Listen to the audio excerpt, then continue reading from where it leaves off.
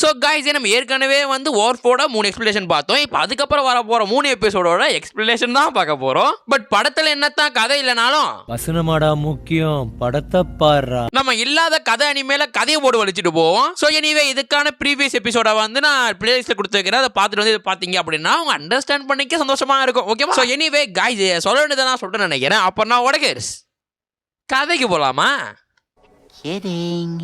So இந்த கதையோட ஆரம்பத்தில் நம்ம ஹீரோக்காரன் அயானுக்கு ஃபோன் பண்ணுறான். ஃபோன் பண்ணால் போகுது. பட் வந்து எந்த ரீப்ளையும் வர மாட்டுது. வாட்ஸ்அப்லேயும் மெசேஜ் பண்ணுறான், எந்த ரீப்ளையும் வர மாட்டுது. உடனே இதெல்லாம் வந்து யோசிச்சு நம்ம ஹீரோ நம்ம வந்து நேற்று தான் தப்பாக பண்ணிட்டோம்னு தப்பாக பண்ணதுனால தான் வந்து நம்ம கிட்ட வந்து பேசல போல, பேசவே மாட்டா போல. நான் என்ன பண்ணுறது, நான் வந்து அயானை வந்து சைல்டுஹுட் ஃப்ரெண்டாக பார்க்கலையே அப்படின்ற மாதிரிலாம் வந்து பேசினுக்கிறான். அதாவது இதெல்லாம் மனசுக்குள்ளே பேசிட்டு இருக்கு. கரெக்டாக அந்த இடத்துல கொட்டானே வந்துடுறா. ஸோ அப்பயே தெரிஞ்சு போச்சு இந்த எபிசோடு கொட்டானைக்கு தான் அப்படின்னு. ஸோ அப்புறம் என்ன,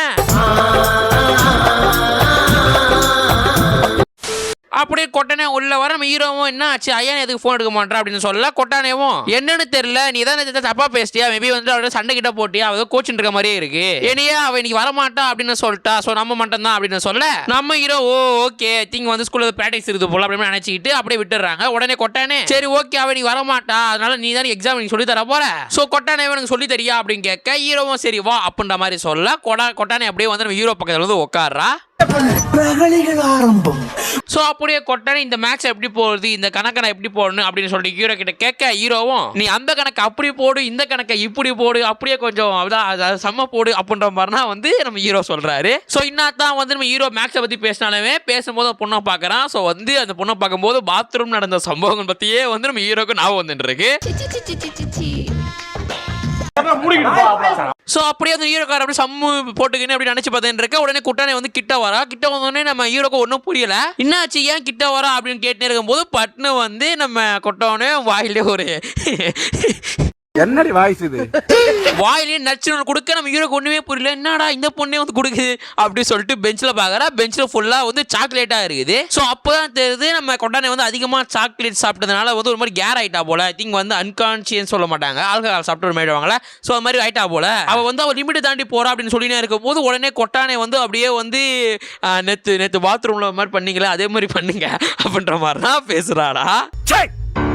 சிரிக்கிறானி. ஸோ அவள் அப்படி கேட்டோன்னே நம்ம ஹீரோ தான் வாரி வரல வாங்க அப்படின்ற மாதிரி சொல்லிட்டு இந்த இடத்துலையும்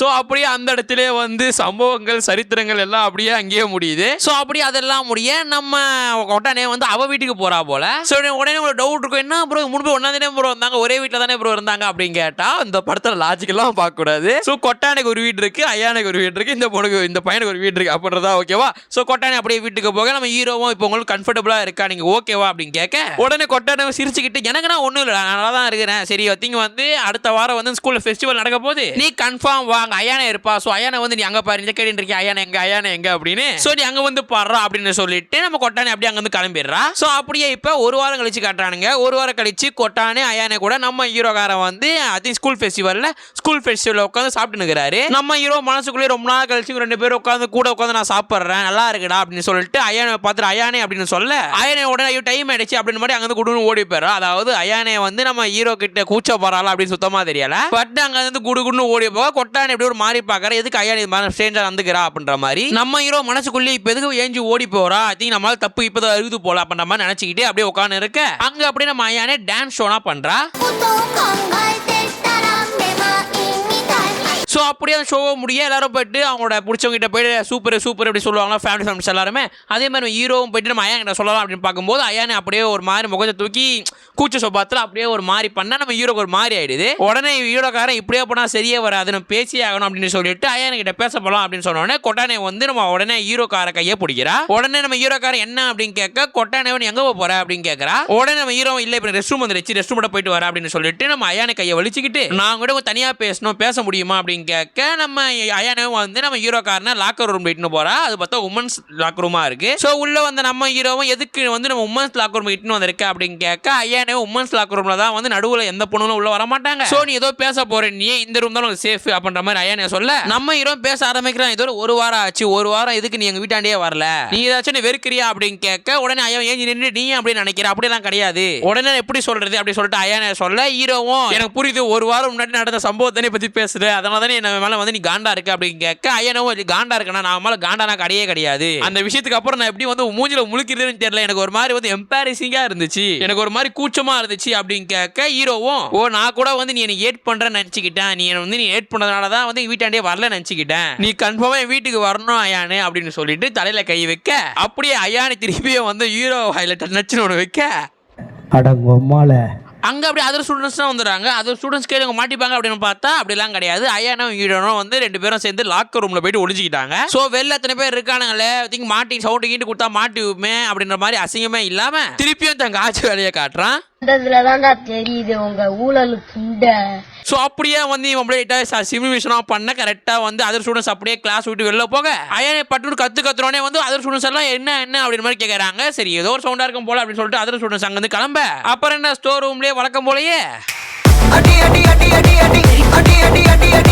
ஸோ இதெல்லாம் அப்படி நடந்து முடிக்க வெளியே அப்படி காட்டுறானுங்க. குட்டானை வந்து 2 பேரும் அப்படி தேடிட்டு இருக்க கரெக்டாக 5th எபிசோட முடிக்கிறானுங்க. ஸோ அப்படியே அடுத்த எபிசோட்ல கொட்டானை தேடிட்டு இருக்கும்போது ஐயானேவும் நம்ம ஹீரோக்காரன் 2 பேரும் பேசினுங்கிறாங்க. சாரி நின்று பேசிட்டு இருக்காங்க. நம்ம கொட்டானை அதை பார்த்துட்டு எப்படியோப்பா 2 பேர் பேசிட்டாங்கப்பா அப்படின்னு நினைக்கும் போதே வந்து லைட்டாக மனசு வலிக்குது போல. ஏன்னா வந்து இவளுக்கு வந்து அந்த திங் ஹீரோ மேலே லைட்டாக க்ரஷ் இருக்கு போல. ஸோ அப்படியே கொஞ்சம் ஆட்டை பிடிச்சிக்கிட்டே வந்து இது என்ன ஒரு மாறு இருக்கு மனசுல அப்படின்ற மாதிரி சொல்ல ஐயானுக்கு டான்ஸ் போடி முடிஞ்சிச்சுல. இப்போ வந்து கொட்டானுக்கு ரன்னிங் ரேஸ் போடி வச்சிட்டாங்க. ஸோ கொட்டானையும் ஓடுவோண்டா அப்படின்னு சொல்லிட்டு அந்த ரன்னிங் ரேஸ்ல அப்படியே கலந்துக்கிறா. குடுகுடுன்னு ஓடி கீழே ஒரு லெட்டர் இருக்குது. அந்த லெட்டரை பட்டு கையில எடுத்துட்டு அப்படி பிரிச்சு பார்க்க உள்ள ஒன்னு எழுதி இருக்கு. அதை பார்த்தாவ கடகடன்னு ஓடி வந்து ஹீரோ கையை பிடிச்சிக்கிட்டு அப்படியே ஹீரோ வலிச்சுன்னு போயிட்டு கரெக்டா அந்த கேம்ல ஜெயிக்கிறா. நம்ம ஹீரோ என்ன பண்ண அப்படின்னு கேட்க நம்ம கொட்டானை அப்படியே வந்து ஹீரோக்காரனை ஒரு ரூம்ல வலிச்சுக்கிட்டு போறா.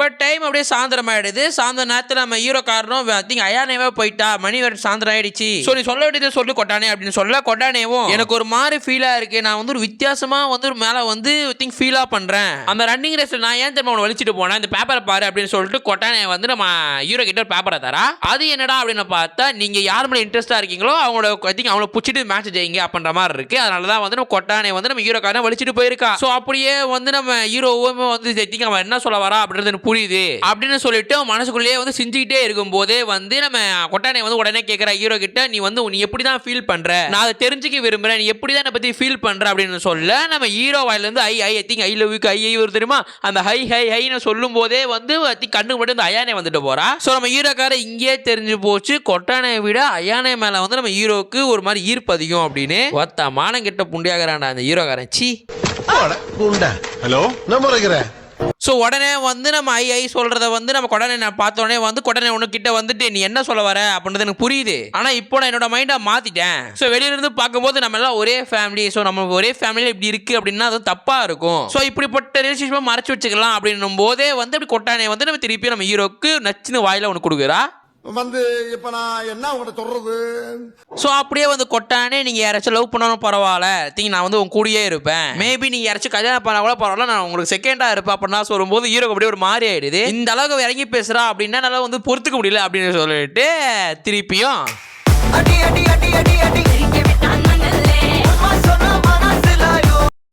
ஸோ அப்பாற்பட்ட கேவலமான எபிசோட்ல கரெக்டாக 6th எபிசோட போட முடிக்கிறானுங்க. ஸோ இதுக்கப்புறம் இந்த சீரீஸ்ல இன்னும் 2 எபிசோட் தான் இருக்கு. அந்த 2 எபிசோட மேபி வந்து இன்னைக்கோ நாளைக்கோ அப்படின்ற மாதிரி பார்த்து முடிச்சிடுவோம். ஸோ கைஸ் ஐ திங்க் வந்து ஆய் பார்க்கறதே வந்து பெரிய பாடாக தான் இருக்கு. பிகாஸ் வந்து நான் 3 எபிசோட் ஒன்னா பார்த்துட்டு போடும்போதே வந்து அண்ணனால வந்து சில விஷயங்கள்லாம் பார்க்கவே முடியல. என்ன ப்ரோ உருட்டுற ஆய் பார்க்கறதுலாம் கஷ்டமா ப்ரோ அப்படின்னு கேட்டா அது பார்க்கும்போது தான் தெரியுது எவ்வளோ கஷ்டம் அப்படின்னு. தொடர்ந்து எதுவுமே பண்ணாம ஒரு திங் வந்து இதுல எத்தனை சீசன் இருக்குது. ஐ திங்க் வந்து இதுல இருக்க ஸ்டோரியே வந்து 2 நிமிஷம் 3 நிமிஷம் ஸ்டோரி தான், மிச்சம் இருக்கிற 5 நிமிஷமும் அது நான் வாயிலே சொல்ல முடியல. ஸோ இது மாதிரி வந்து ஏடா கொடுக்கணும் விஷயம்னா இதுல இருக்கு. ஸோ வந்து ஜஸ்ட் நீங்க இதை ஃபன்னா பார்த்துட்டு அதுக்கப்புறம் உங்க வேலையை பார்க்க போங்க, ஓகேவா? ஸோ ஜஸ்ட் நம்ம ஃபன்னா பேசுறோம், ஃபன்னா எடுத்துக்கிட்டு அடுத்த வீடியோ போடுறதோட நம்மளே காஜி மாதிரி பேசணும் அப்படின்னா நல்லா இருக்காது, ஓகேவா? சொல்ல மாட்டேன் தானே காஜி மாதிரி பேசாம டீசெண்டா ஃபன்னா எடுத்து மாதிரி பேசுறேன், ஓகேவா? சரி ப்ரோ இவ்வளோ எக்ஸ்பிளைன் பண்றீங்க, இந்த ஓவர்ஃப்ளோ என்னதான் கதை, இந்த ஹீரோக்கு என்னதான் கதை அப்படின்னு கேட்டா ஒரு தேவடியா மவனோட கதை.